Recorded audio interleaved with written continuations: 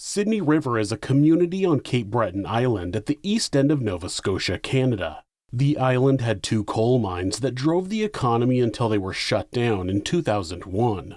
The area is also largely settled by Scottish immigrants, so it's one of the few areas in North America where people speak the Gaelic language. Derek Wood thought that he had found an easy way to make some money. When the plan started to go south and the only way to get away with it would be to kill people, he didn't give it a second thought. This is Monsters.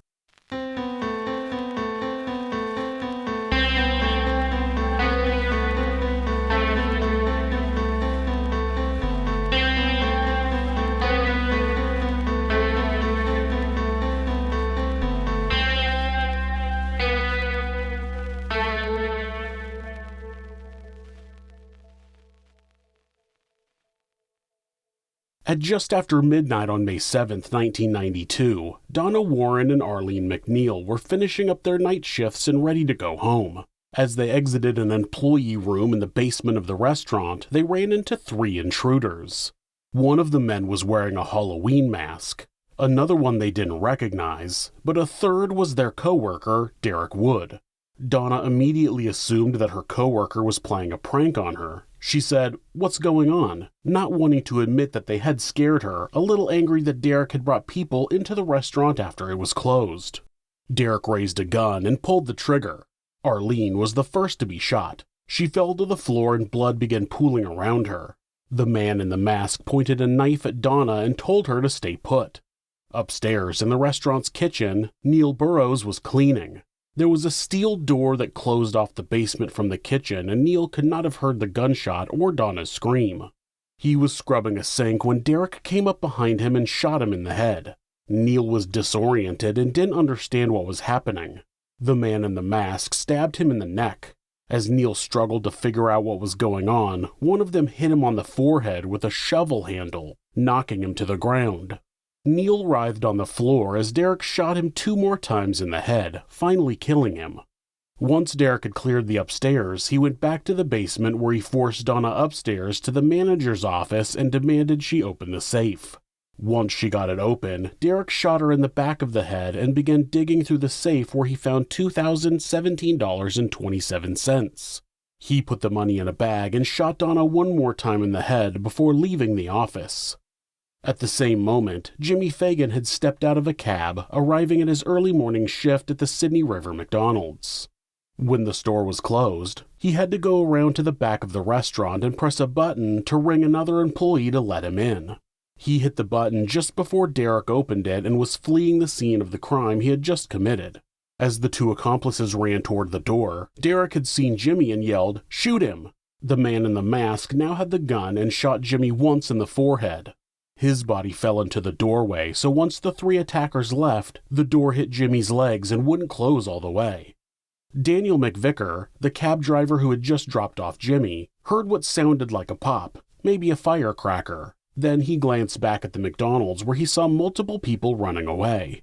His curiosity got the better of him and he backed up, pulling back into the restaurant's parking lot. As he rounded the back of the building, he could see Jimmy's feet sticking out of the doorway. He radioed to his dispatch that he heard a shot and his last fare was now injured. The dispatcher called the RCMP, the Royal Canadian Mounted Police. Daniel was just about to park and check on Jimmy when other cabbies began telling him over the radio not to get out of his cab and not to even park his vehicle. The attacker could still be in the area. They urged him to wait for the RCMP to arrive, which he did.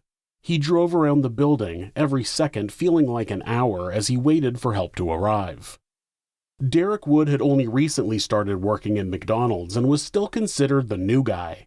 Derek was born in Sydney, Nova Scotia, but after his parents divorced, his mother moved to British Columbia. He and his father lived in a poorer area of town which attracted bullies to him while he was young. Derek was said to be shy and awkward throughout his teen years. He never graduated high school, opting instead to join the workforce. This is what brought him to McDonald's. The previous year he had begun training with the Cape Breton Militia District, but once got heavily intoxicated and began threatening to kill himself. He was questioned by senior officers and dismissed the incident, but they chose to discharge him. Once Derek began working at McDonald's, he quickly realized there was a flaw in their security. There was a conveyor belt that they used to bring deliveries into the restaurant. Not long after Derek was hired, the conveyor belt broke down and they had to prop open the back door of the basement and bring deliveries in that way. This situation introduced Derek to the somewhat hidden back door. Derek knew that there was a safe in the manager's office and believed that he could prop open the back door so that a couple of friends could come in and rob the place. Derek believed that the safe would be their jackpot, loaded with money in the sum of anywhere between $80,000 and $200,000, depending on the source. 18-year-old Daryl Muse was a lot like Derek. He dropped out of high school and was drifting aimlessly through life. He had known Derek for a few years and they had attended high school together. 23-year-old Freeman McNeil, no relation to Arlene, had graduated high school and had spent a year in teacher's college. He eventually gave up on that path and began hanging out with Derek and Darren. The three had actually talked about robbing the McDonald's before Derek even started working there. Now they had themselves an inside man. The three young men all felt like the system was against them, so they might as well take what they wanted. The accomplices fine-tuned their plan. Freeman would drive the car and wait in it so they could escape quickly. Derek would prop open the door so Darren could get inside and make his way to the office. They also planned to bring a fourth guy to wait at the basement door to make sure nobody could escape. That plan would have Darren wearing a mask and he would go upstairs and demand the safe be opened. Freeman and the other accomplice wouldn't be seen and Derek would just prop open the basement door so nobody would know he was involved. They wanted to rob the store without harming anybody, but they wanted to bring a gun just in case. Freeman stole a .22 caliber pistol from his girlfriend's father. They put the plan into action on April 30th, but the fourth man didn't show up. They talked it over and decided to just move forward without someone guarding the basement door. On May 6th, Freeman dropped Derek off at work, and Derek entered the McDonald's with the pistol and a handful of ammunition in a leather fanny pack. After he changed into his uniform, he shoved the clothes and the fanny pack into his backpack. Then he stuck the backpack in the back door of the basement to keep it open. Freeman picked up Darren and they both put a second set of clothes on over what they were wearing. These clothes would be stripped off and dumped after the crime so that any fibers left on the scene or anything picked up on their clothes at the scene wouldn't be traced back to them. After his shift, Derek stayed late and helped Arlene do inventory, most likely in an effort to help her get done and leave so there would be less people in the store when it was robbed. Derek didn't realize that Arlene always waited for Donna to get off work and they left together. The plan was for Derek to call a payphone outside of a Tim Hortons where Darren and Freeman were waiting. Then they would come to the door that was propped open and commit the robbery, making Derek seem like a random victim. Unfortunately, there was something wrong with the phone because he never got an answer and the other men didn't hear it ring. Derek changed out of his uniform, grabbed the fanny pack and stuck his backpack back in the jamb of the door in the basement. Derek walked across the street to the Tim Hortons and was upset that they hadn't answered the phone. The accomplices told him the phone never rang. Since Derek had propped the door open before he left, they were still on to complete the robbery. Freeman drove around behind the McDonald's to a gravel road in a small residential area, and the three walked to the back of the restaurant. They entered the door that Derek had propped open and closed it behind them. After 5 minutes of circling the lot, another cab driver, John McGinnis, arrived at the McDonald's to assist Daniel. As he pulled into the parking lot, he noticed a brown Chevy Impala speeding away. The cabbies parked and approached Jimmy as he was still laying in the doorway. As they gently rolled him over, they could hear him moaning, and they saw the bullet wound in his head. Daniel ran back to his cab to report that his fare had been shot in the head and to tell the police and ambulance to hurry up. John heard a phone ringing from inside the restaurant, so he ran inside and made his way to the office where he found Donna, slumped onto the floor, kind of leaning against the wall. He answered the phone, but all he heard was clicking, so he hung up and checked on Donna. The police had gotten reports of gunshots at the McDonald's and were trying to call the office to validate the situation. Donna was just barely breathing, but her head was at a weird angle, so John pulled her away from the wall in an effort to help her be able to breathe better, and then decided to go let Daniel know he had found another victim. On his way out, he passed the kitchen and saw Neil on the floor, surrounded by a large pool of blood. He checked for a pulse and got none, so he continued on his way outside. As he passed the door to the basement, he could hear a gurgling sound but suddenly realized that the killers could still be in the building, so he hurried outside. Arlene was in the basement, clinging to life. RCMP Corporal Kevin Cleary arrived at the McDonald's soon after the cab company made the call. He was calm, assuming it was another false alarm. The Sydney River McDonald's had a major road on either side of it, and they frequently got reports of gunshots that turned out to be cars backfiring. Corporal Cleary pulled up next to Daniel, who was now sitting in his car, and was briefed on the situation. Cleary immediately approached the back door where Jimmy was bleeding out, and as soon as he got to the door, John ran out of the building, yelling, "They're still in there! There's bodies everywhere, and they're still in there!" Cleary pulled his service weapon from his holster and radioed in that he was going to go into the building. Another RCMP constable was about to pull up, so he waited until they could go in together. Inside, Constable Henry Jansen went down the stairs where he found Arlene. She was trying to breathe, but she was lying on her stomach with a pool of blood around her face. Jansen rolled Arlene over so she could breathe easier and radioed in his discovery. Cleary went through the kitchen, checking Neil for a pulse and not finding one. He cleared the dining area, and as he was headed back toward the basement stairs, he found the manager's office and found Donna on the floor, a bullet wound to her right eye, and her eye was black. It was surrounded with gunshot stippling, something that's left on the skin around a gunshot wound when the victim's been shot at close range. He checked her for a pulse and couldn't find one. He also found a crumpled $5 bill and some change on the floor. Back outside, 2 ambulances had arrived, and with the help of multiple cab drivers who had arrived on the scene, they both got Jimmy and Arlene into the ambulances and on their way to the hospital. 22-year-old Donna Warren worked as the manager of McDonald's while she saved money to go to law school. She was also taking courses that she thought might help her out in her career. She had recently graduated from a radio and television program she had enrolled in to help gain communication skills.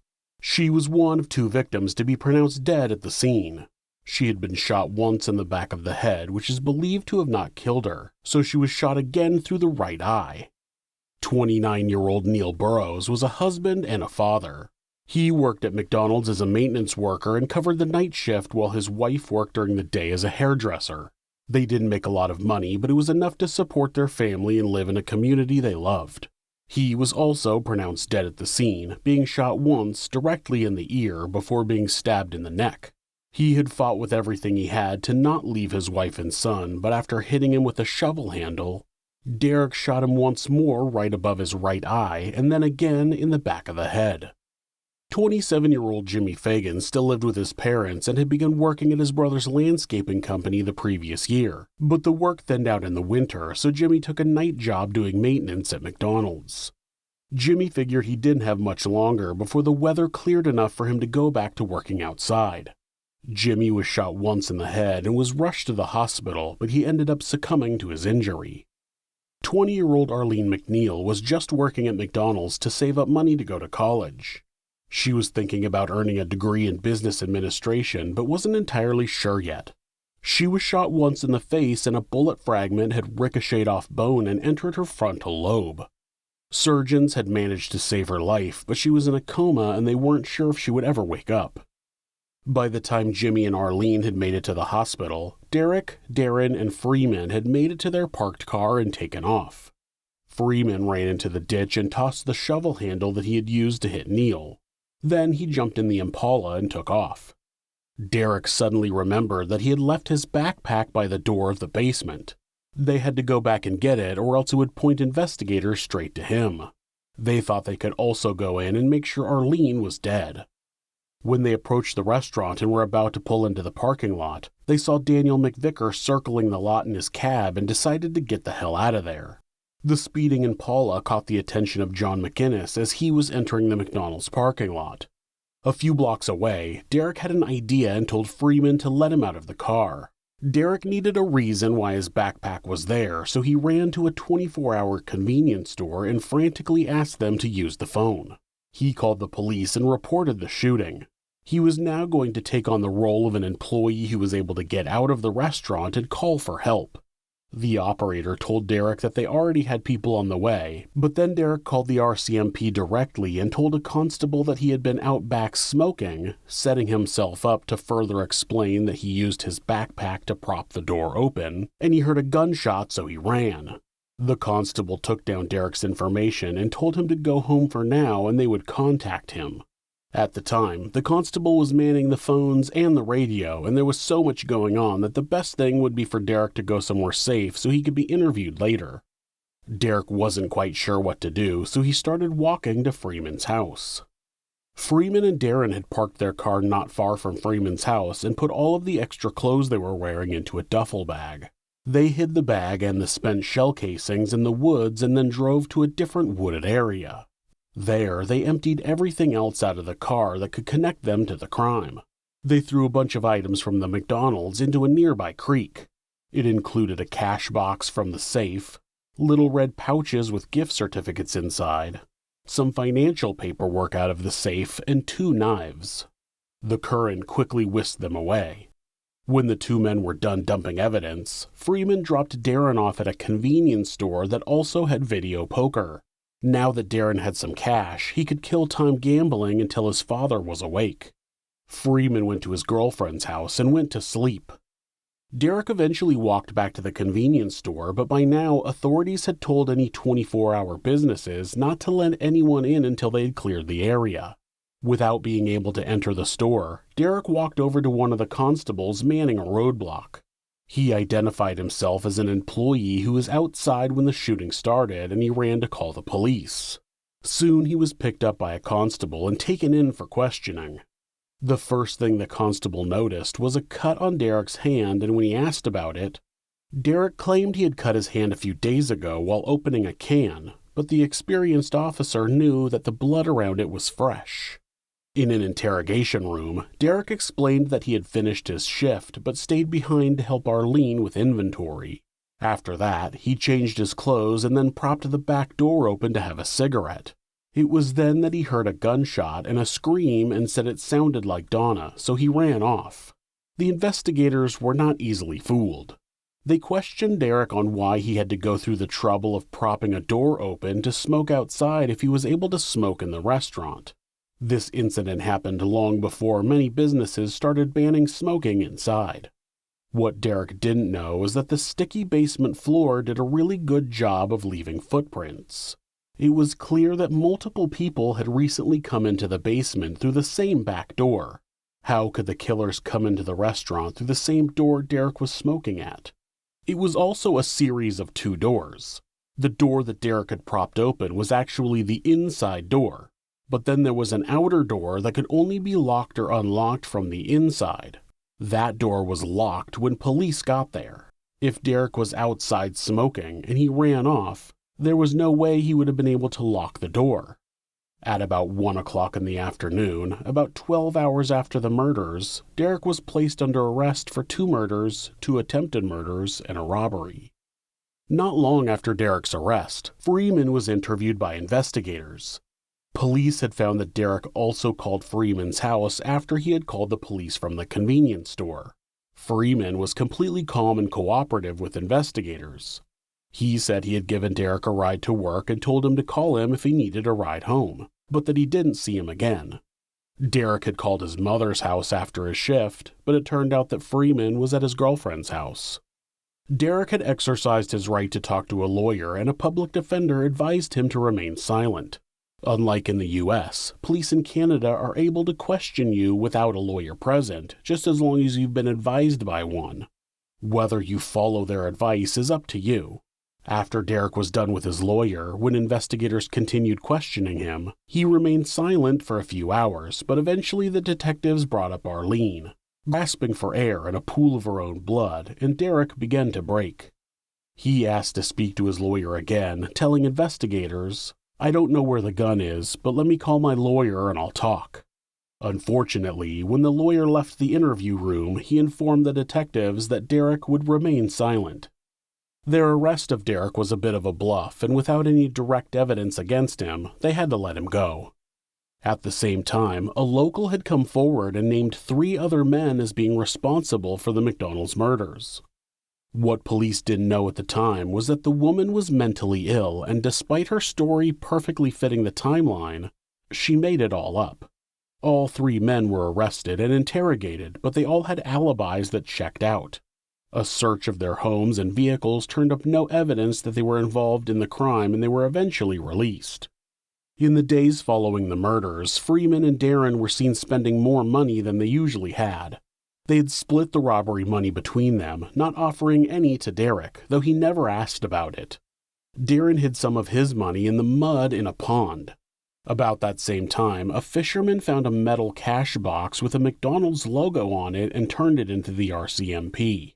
With the creek being near Freeman's house, they began to think that that was too much of a coincidence for him to not have been involved. Investigators searched the creek and found wads of papers as well as the pouches with the gift certificates. When they brought a search dog out, he found one of the knives which had gotten caught up on the bank of the creek. Authorities had gone back to investigating Derek and now added Freeman and Darren to the mix. Freeman had been called by Derek and lived near the location where evidence was found. Darren was said to be with Freeman the night of the murders. Investigators brought Darren in and questioned him, trying to make him take a polygraph, but he refused. Eventually, he decided he would try to get himself out of trouble by agreeing to the polygraph test. Like many other criminals, he probably believed it would look good to cooperate, but he failed the test. The following day, Freeman was brought in for a polygraph test and immediately began turning on Derek and Darren. He claimed that they committed the crime and he had only dropped them off.